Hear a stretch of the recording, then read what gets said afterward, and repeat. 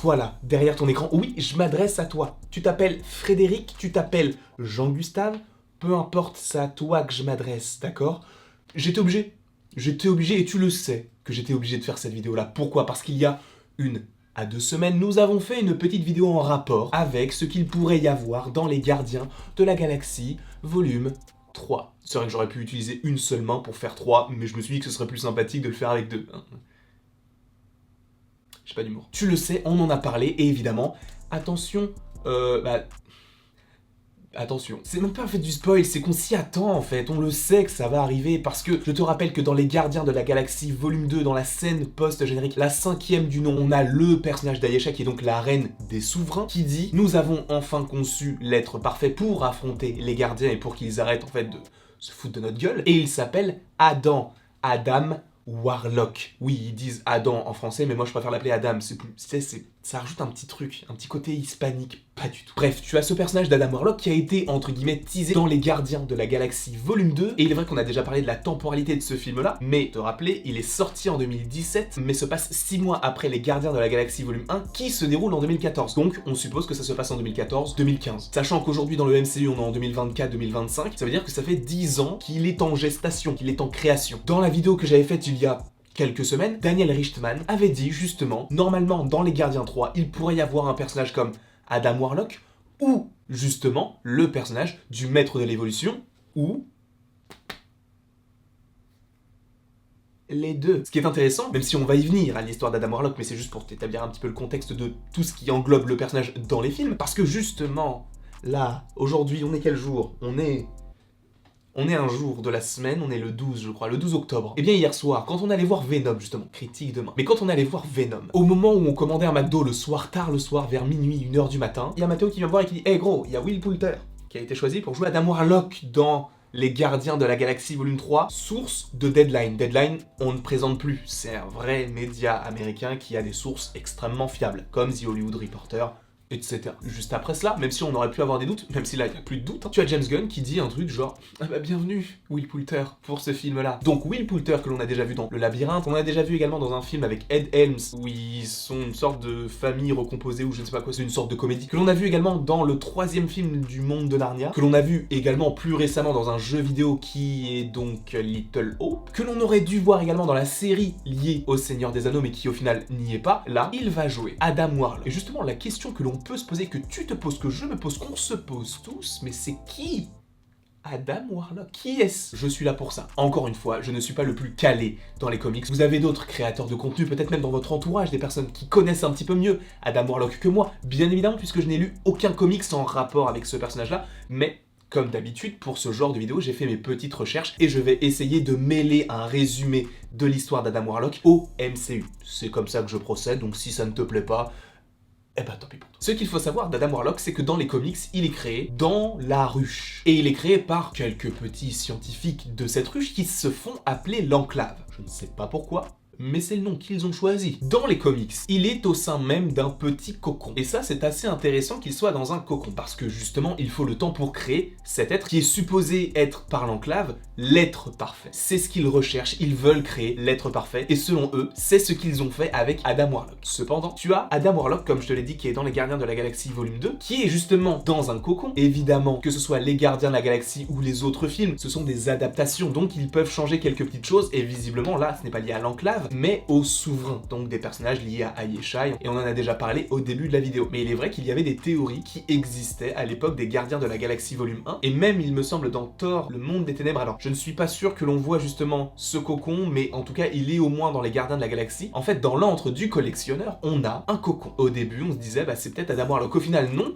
mais c'est vrai qu'il y avait un cocon, et sachant que lui collectionne des choses assez rares, etc., tu pouvais dire, bah peut-être que c'est bien Adam Warlock. Au final, pas du tout. Mais c'était une théorie qui existait. Et il faut savoir que quand je me suis renseigné sur son histoire, ça m'a fait énormément penser aux visions que l'on a dans le MCU. Et ce, pour plusieurs raisons, mais vous allez voir que, même si on peut se dire, bah en fait ça va être une copie conforme de ce qu'a été Vision par le passé, bah en fait pas tellement. Pourquoi? Parce qu'en fait Vision, dès le début, il est mature. T'as l'impression, le mec, il a 42 ans. Il a du vécu, le bonhomme, alors que, justement, il le dit à la fin d'Avengers l'ère d'Ultron, je ne suis né que hier. Adam Warlock, lui, c'est entre guillemets un petit peu plus réaliste, même s'il y a des circonstances atténuantes par rapport à Vision, parce que Vision, en soi, il n'a pas été créé comme comme ça. Il est le résultat d'une cascade d'expériences, que ce soit par rapport à Jarvis, la pierre de l'esprit, Bruce, Tony ou Ultron, tout ça, ça a donné Vision. Alors que pour le coup, Adam Warlock, lui, il a été créé de toutes pièces entre guillemets, même si on n'a pas vu la fabrication, on voit uniquement pour l'instant que la gestation. Donc c'est là où je voyais un petit lien entre justement le Adam Warlock des comics et le Vision des films. Et en plus de ça, les deux ont une pierre de l'infini sur le front.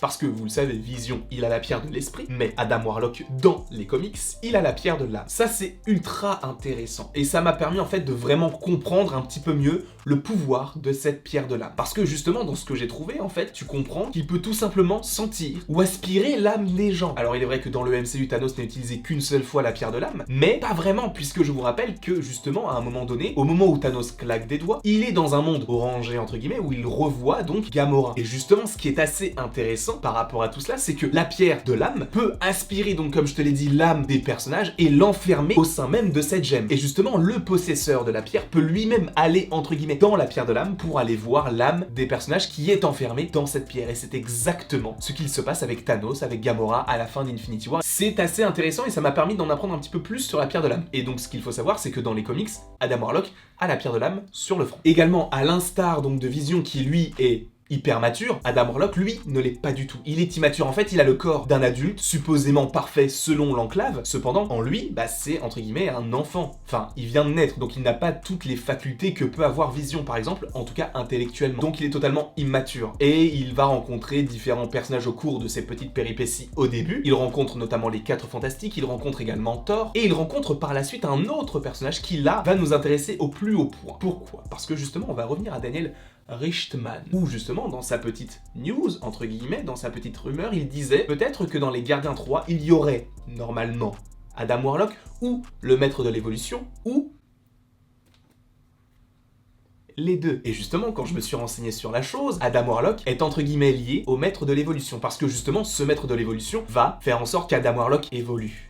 C'est un peu son but. Puisque justement, en fait, Adam Warlock, par rapport à ses différentes blessures, va s'enfermer dans un cocon. Et en fait, c'est pour se régénérer, pour se guérir. Et du coup, le Maître de l'Évolution trouve le cocon et va rentrer en contact avec Adam Warlock pour lui faire gagner en maturité. Et c'est notamment le Maître de l'Évolution qui va lui donner la pierre de l'âme. C'est-à-dire si le gars est chaud. Donc quand tu entends Daniel Richtman, ou plutôt quand tu lis Daniel Richtman qui te dit il y aura peut-être un ou l'autre, ou voire les deux, bah, sachant que les deux sont connectés par rapport à certaines scènes, par rapport à certains événements dans les comics, ce n'est pas impossible de les voir ensemble. Cependant, il est vrai que dans le MCU, t'as plus de pierres. Alors oui, t'as encore les pierres, mais pas vraiment. Je veux pas rentrer dans les détails parce que j'arrête pas de rentrer là-dedans et j'ai plus envie d'en parler. En soi, il n'y a plus vraiment de pierres dans notre réalité. Oui, subatomique, tout ça, on s'en fout.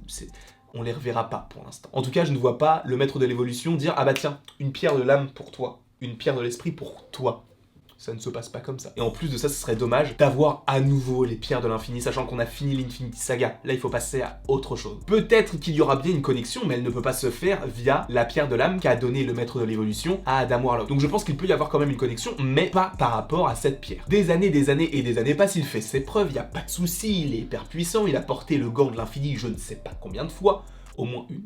Au moins. C'est te dire si le gars est puissant. Par ailleurs, il a porté le gant de l'infini, mais en plus de ça, il vole, il est hyper puissant, il est beau comme un dieu. Que demande le peuple? Et justement, ce qui est assez intéressant, c'est que oui, il y a un lien avec les Gardiens de la Galaxie dans les films, puisqu'il est présent dans la scène post-générique, et dans les comics, qu'en est-il? Kezako, que pasa, que paso, Oldel paso. Justement, Star-Lord vient à sa rencontre pour lui dire, Crow, viens ici. Viens ici. Tu vas venir avec nous et les gardiens, tu vas faire partie des gardiens. Donc, en soi, Adam Warlock a fait partie d'une équipe des gardiens de la galaxie. Et l'une des premières missions qu'il a eu à faire avec ces gardiens, c'était face à qui? L'Église universelle de la vérité. Tu vas te dire, qu'est-ce que c'est que ça? Je n'en sais rien du tout. Cependant, ce qui est assez intéressant, c'est que, normalement, cette église universelle de la vérité est pas mal liée notamment à Adam Warlock, même à un personnage du nom de Magus, je ne sais pas comment ça se prononce. Ce qui est assez intéressant, c'est que cette église est supposément, même je crois que c'est quasiment sûr, l'antagoniste du jeu vidéo Comme par hasard qui sort bientôt. C'est l'antagoniste. Et c'est assez intéressant, alors je ne dis pas que c'est parce qu'il y a cette église-là dans le jeu vidéo que ça veut dire qu'elle sera dans les Gardiens 3, pas du tout. C'est pas pour annoncer ça et que ça puisse rentrer dans l'esprit collectif, entre guillemets, et se dire, bah, c'est bon, on connaît, maintenant on peut le voir en film. Pas du tout. C'était simplement pour te dire que l'une des premières choses qu'il affronte, c'est l'église universelle de la vérité qui est dans le jeu des Gardiens de la Galaxie. Voilà.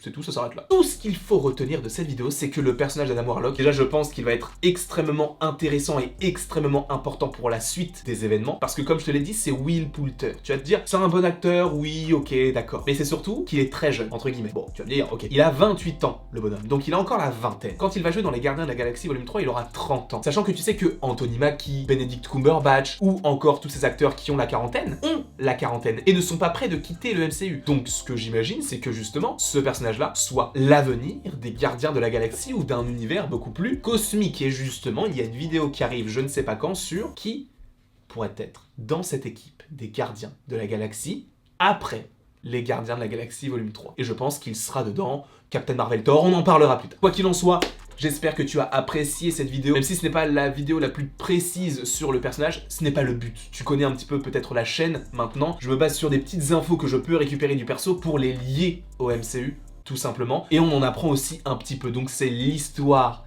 d'Adam Warlock avec des petites théories, en veux-tu, en voilà. En tout cas, j'espère que tu as apprécié cette vidéo, n'hésite pas à l'aimer, à la partager, à la commenter et à t'abonner, cela me ferait évidemment extrêmement plaisir, et comme je te l'ai dit tout à l'heure, oui, j'ai vu Venom, on en parle demain.